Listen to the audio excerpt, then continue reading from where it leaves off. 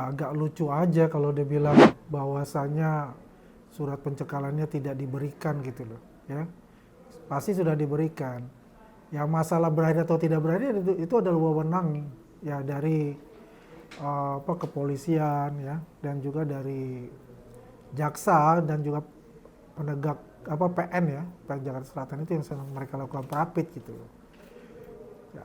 Masalah itu kan sejak tahun kemarin ya, kalau nggak salah itu bulan Desember ya, untuk masalah pencekalannya itu. Ya wajar lah kalau dia bilang pencekalan itu ada, karena kan sudah ada indikasi dulu kan kemarin Roy Suryo itu kan ke Australia ya kan, ya mengecek lah situasi UTS insert yang dikatakan hanya selembaga kursus aja, di mana Mas Gibran selama 3 tahun itu belajar di sana di foundation gitu, bukan kursus, itu setara diploma sebetulnya ya. Nah kalau pencekalan itu menurut saya apa yang dia lakukan ya sah-sah saja kalau mereka melakukan permintaan pencekalan itu. Ya kalau saya lihat ya ini memang langkah-langkah yang dilakukan dari Prapit 1, 2, 3 dan yang keempat ini nanti ada yang kelima, ada yang keenam dan sebagainya, itu memang upaya-upaya yang dilakukan oleh Roy Suryo melalui penasihat hukumnya untuk mengulur-ngulur waktu ya untuk masuk ke kemana, ke pokok perkara ya. Sedangkan Pak Jokowi aja sudah mengatakan kan di Solo kemarin itu ya, ditunggu kapan nih Roy Suryo ini masuk ke pokok perkara ataupun Dr. Tigor masuk pokok perkara.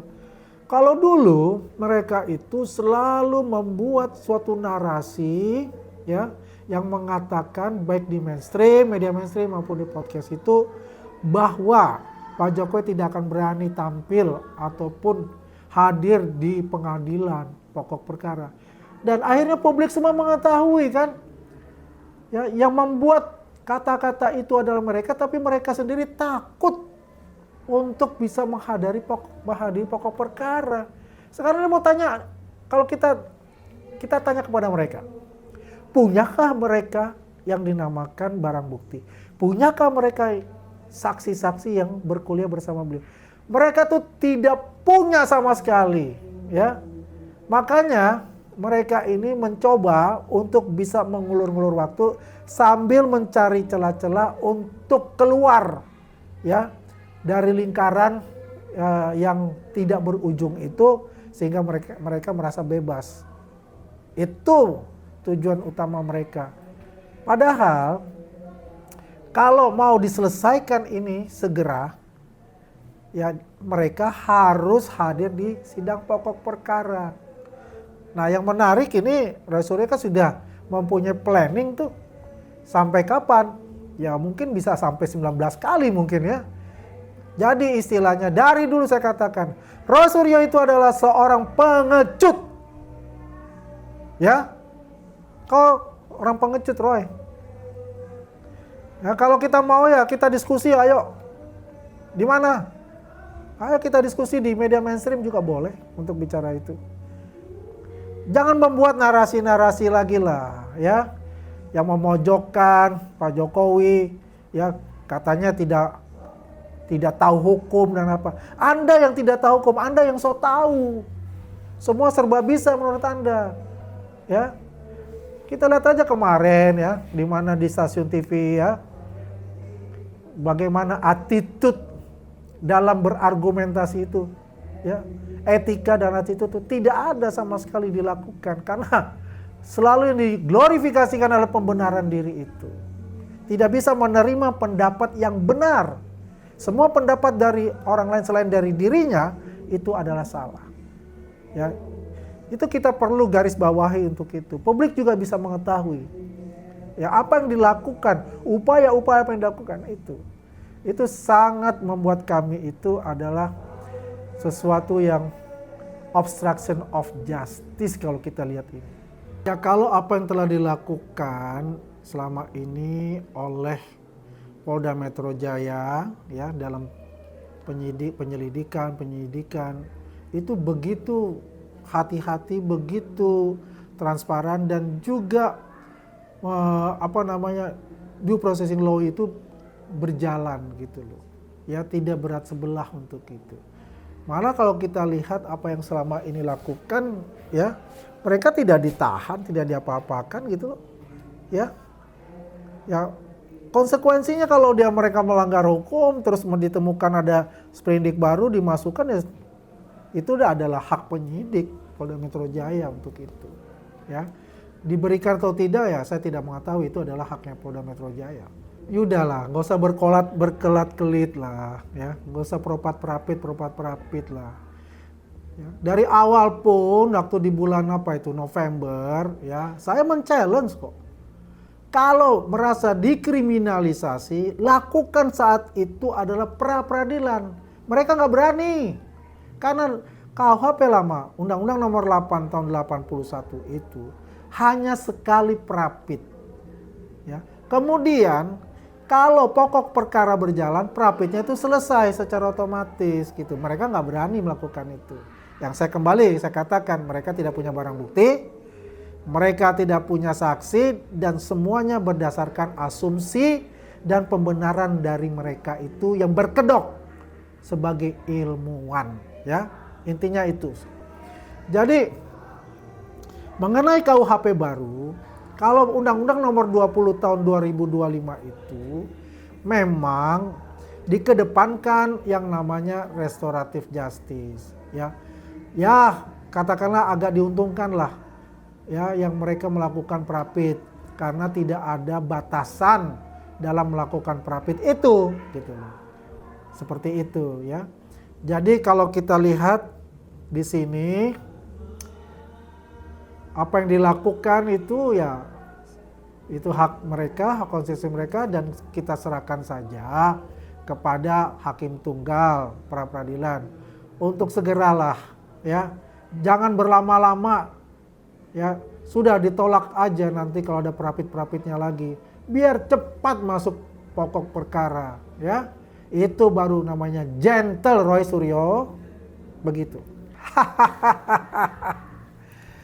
Terserah apa yang dikatakan dia. Dia kan ngomong kan semuanya apa yang dikatakan selalu benar. Ya. Tuhan aja dia lawan kok. Ibaratnya ya. Jadi terserah untuk itu. Tapi saya punya keyakinan perapitnya akan ditolak. Ya. Cuma saya meminta kepada PN Jakarta Selatan, ya, paniteranya, sudah tidak perlu diterima lagi yang namanya perapit-perapitnya lagi gitu, yang berjilid-jilid. Masuk aja ke sidang pokok perkara. Dan PN Jakarta Timur segera mengeluarkan yang namanya undangan kepada mereka gitu loh. Ya. Jadi disitulah kita melihat bagaimana pengadilan yang sesungguhnya yang selalu dia gembor-gemborkan, bahwasanya Pak Jokowi tidak akan datang, ya, bahwasanya Pak Jokowi itu penakut. Dan kita lihat kenyataannya kebalikan yang dia katakan. Bagaimana tidak ada perintah hakim? Hah? Pada saat itu saya hadir dalam eksepsi, ya, yang dimenangkan oleh Tifa itu, ya, dikatakan oleh hakim dipersilakan kepada JPU untuk bisa melakukan perlamaan di pasal 206 ayat 4 atau membuat perbaikan surat dakwaan sesuai dengan pasal 75 ayat 4. Ya, itu jelas ada yang dikatakan itu. Kalau kita mengenai Dr. Tifa ini bolak-balik, pasti mereka akan bertahan bahwasanya itu sudah diketok palu, baru ada pasal 75A yang disebutkan. Pasal 75 ayat 4 yang disebutkan oleh hakim. Bukan itu. Apalagi mereka mengatakan bahwasanya ini batal demi hukum. Katanya semuanya itu tercerabut, tidak ada sisa. Ibaratnya rumah tinggal tanahnya aja.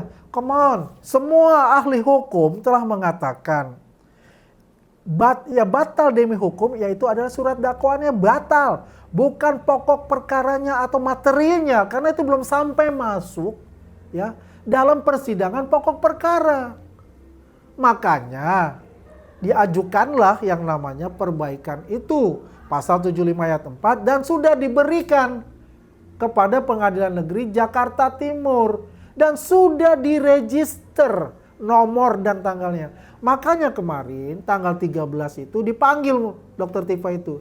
Tapi kesalahan yang diperbuat juga oleh PN Jakarta Timur yang membuat juga tanda tanya dari kita itu adalah kenapa registernya tanggal 13 itu dihapus, hilang dari SIPP gitu. Ada apa? Ada permainan apa lagi di sini gitu loh. Ya. Makanya kemarin itu kita melakukan press conference itu ya, mempertanyakan dari PN Jakarta Timur ini mengenai profesionalismenya sebagai pengadilan untuk seluruh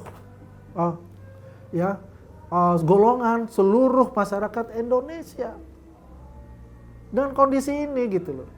Tapi ya kita mengapresiasi lah bahwasanya Pengadilan Jakarta Timur itu sudah menetapkan kembali ya bahwasanya itu nanti tanggal 27 Agustus dilanjutkan sidang pokok perkara Dr. Tifa itu. Ya ini dia sudah terdakwa dan itu pokok perkara berjalan tiba-tiba masuk Prapit. Ada apa? Ya kan? Kalau pokok perkara berjalan yang gugurlah dong yang namanya Prapitnya itu. Seperti Roy Suryo kan Prapit dulu. Kan begitu. Dulu kan menentang banget untuk Prapit, yakin dengan kekuatannya itu. Ya.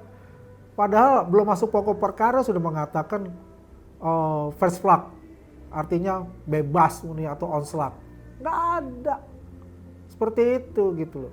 Kembali lagi lah buat kita memang itu adalah hak konstitusi dia kalau melakukan itu dan diterima oleh PN Jakarta Selatan ya permintaan dari pra peradilannya itu ya. Tapi kita punya keyakinan bahwa itu akan ditolak pula dan akan kembali tanggal 27 Agustus di sidang pokok perkara. Jadi jangan lupa untuk subscribe Cumi Cumi. Ditekan ya tombol lonceng merahnya.